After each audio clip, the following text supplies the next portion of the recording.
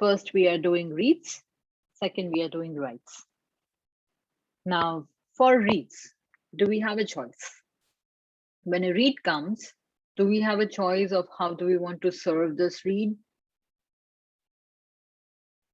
Not quite.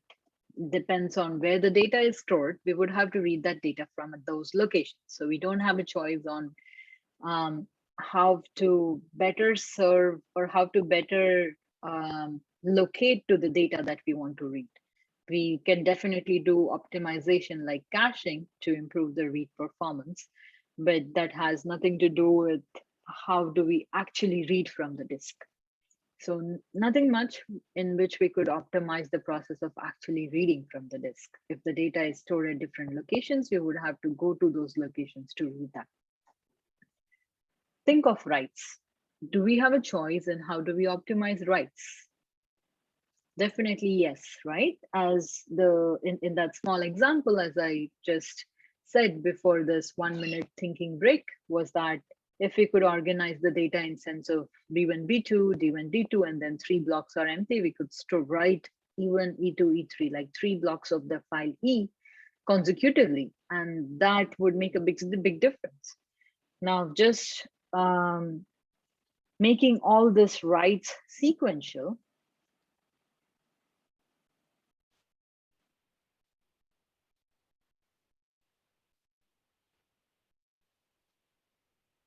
doesn't only benefit writes, like not only when we want to do a write, we just have to go to a single location and we are able to write entire file at that, like in the consecutive chunk of blocks. But it also benefits later reads. So let's say after that, when we have a read for this file E, then we just have to access that consecutive chunk of blocks. So making write sequential has a dual benefit. So we know that sending sequential writes can be difficult from an application perspective. So application knows it wants to write this file, but now is there a contiguous space to accommodate this file directly into our organization of the data inside the disk into our file system? If yes, definitely we would store it. If not, then we are forced to break it.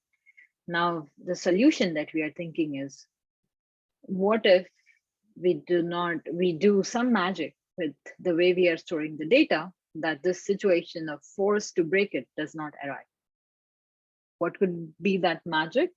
Again, taking the inspiration from what we learned about solid state drives and how data is written on solid state drives in a log structured manner. Let's say if we have a file system, rather than storing data as like at a specific location, like superblock, then allocation structures, then the blocks for allocation structures, then the inodes, and then the data structures. If we follow the notion of let's write in the order of as data arrives in a form of log. And then whenever we have file A, we would write that if we have update to the file A after a while, then we would just add to this log the new version and we would just invalidate the old version. If we follow this notion, then definitely whenever we have any file, any new file to be written, we can write that file in the consecutive block of consecutive blocks, right? Yes. So this concept of using this log in order to store the data of file system, or the concept of log structured data structure for the file system, the file systems that are designed by using these concepts are also called log structured file systems.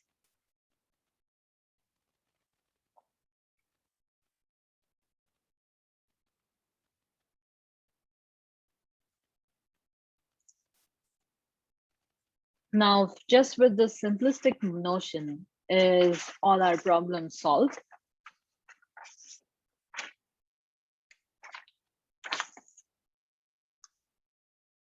Does this notion has any new problems?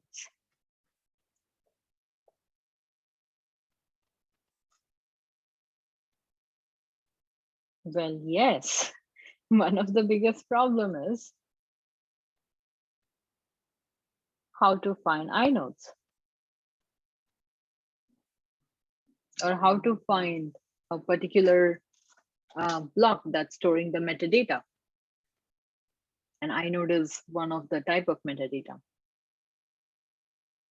Now we do not have that luxury of just simple mathematical equation that we know the inode, the block ID from where inodes are starting to be stored, and then we know the inode number. So we just multiply or increment with that proportionate factor to reach to the sector or the block. So we have this nice mathematical formula by which we could, if once we know the inode number, we could calculate what block or what sector should we read on the disk to get this inode structure. Now we do not have that because we do not have such reserved blocks to store inode, but rather we are storing inodes as and when the update comes, right?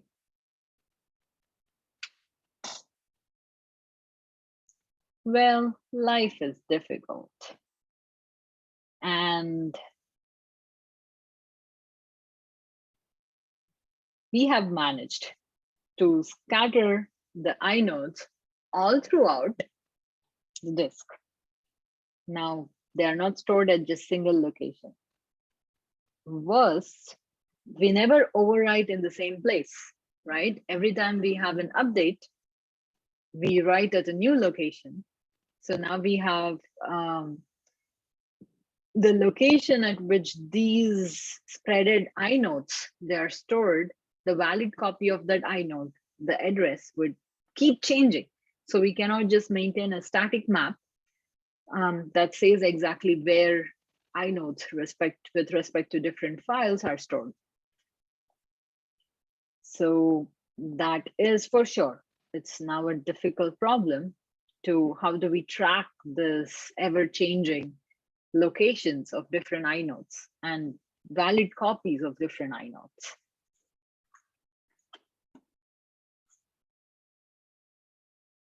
Well, one of the solutions that would have already struck your mind is why not let's have indirection, because in systems, indirection is solution to many problems, most of the problems, right?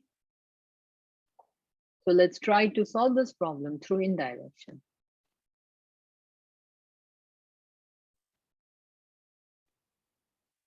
How would we do that? Let's say we have this another IMAP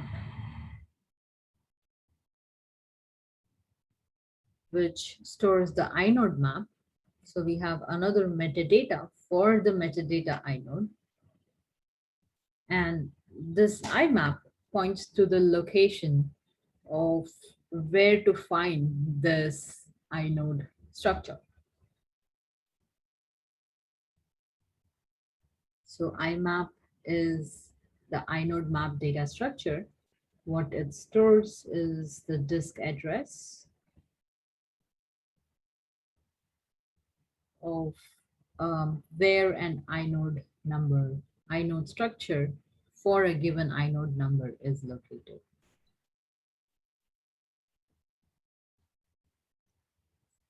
Now, does that solve our problem? Well, solving through indirection is like entering into this path of recurrent problems, right? So now, where to store this IMAP?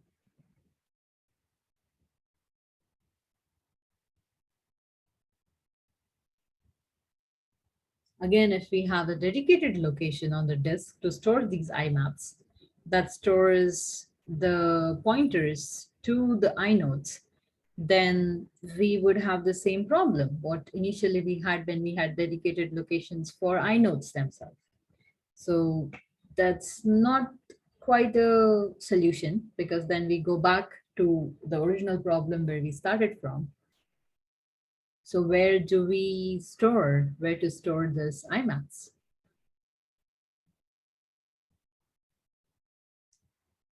How block structured file system, LFS, solves the problem is LFS S places chunks of inode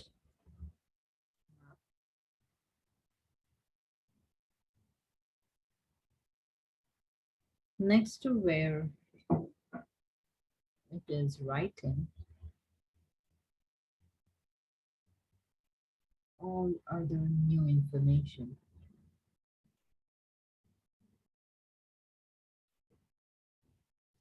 So now we could visualize as, let's say if we have this block 0, which is ranging from address A0 to A1. This data block 0 has the inode map, which stores the location of that. So let's call this inode map as AK. This inode map will be able to give us the location of this data block. The inode structure has a pointer to where this data begins. Now, following this inode map, we also have an IMAP, which is, let's say, M of K, that stores the address at which the inode map begins. So it stores the address of this A1. This is IMAP. And now, because it's a log structured file system, whenever we write any new data, we would have to update inode of that data. When we update inode of the data, we would have to update IMAP of the data. So IMAP is basically even a smaller form of information compared to what we store, what we need to store inside an inode. So IMAP is very small. But it exactly stores the indirection of where is the valid copy of this data's inode structure is located. And then from the inode structure, we would be able to get many other information along with the pointer to where this data is located. So whenever you can imagine whenever any new update or write comes to the system, definitely we would have to update all those three at once. So the last thing in this log, because it's a log, we are not updating things in place, but rather when we have new information, we are just going to write at the end of the log and invalidate the before one. So in such a structure, the last thing that we would store is IMAP, right? So we would have data, then we have the inode, and then we would have the space for IMAP. So how do we find the location of IMAP is whenever we want to read the system, we just read the last location of that log. And when we read the last few bytes, we know that inode is not much big. When we read the last few bytes, this inode map will be storing all the inodes to location of all the different inodes, valid copy of inodes, where they're located. And once we can track all the inodes from those respective inodes, we can track the location of the data that these inodes are pointing to. So it's a mechanism in which we could solve the problem of fixed location, but still we know that the inode map is the last thing maintained in our log. So every time we reboot a system, we just scan that last couple of bytes and we know exactly where all the data of the system is located. Now, one another thing that I want to mention here, which may be already clear to you after understanding the concepts of SSDs, is because it's a log structured data organization. Every time when we update something, we invalidate the old copies. So in such a file system, how do we identify the copy that is no more valid, so that now we could store some new data that's coming right there at those locations, right? Or we call these chunks that is no longer useful as garbage. So how would we identify that what garbages are spread all around, so that we could do this compaction or garbage collection where we would nicely look at the disk right from the beginning and see if and nicely arrange all the valid data, and then make this available space for the new data, or like consecutive available space for the new data. In order to do that, we just follow this in directions of IMAP to inode blocks and from inodes to the data blocks. If there are blocks that are not being pointed, so let's say that this is an updated version of block 0, and we have in our file system, we had like some older version of block 0. Here, if we pointer chase the data from the inode map to inode, and inode of this block copies points to its valid copy, which is this. So we know that, okay, if the valid copy is this, then the any older copy of block 0 is invalid. So we can mark that as a candidate for the, or we can mark that as a garbage. Now that we know that in this log structured file system, we can leverage sequentiality in a much better way, can we have an additional benefit of such a log structured file system? Well, in the literature, you would find some research articles on versioning file system. And versioning file system could, now if you think of, could be much easily implemented over log structured file systems. Because in log structured file system, we have different, we do not update in place, but rather we just invalidate the old data and write the new copy of the data. So rather than invalidating the old data, we would just mark it as an older version of the new copy of the data. It's just a minor hint that sometimes from the concepts that we discuss, we can have an additional benefit. It's like two targets with a single arrow, right? So we can have such a versioning file system designed over the concept of log structured file system.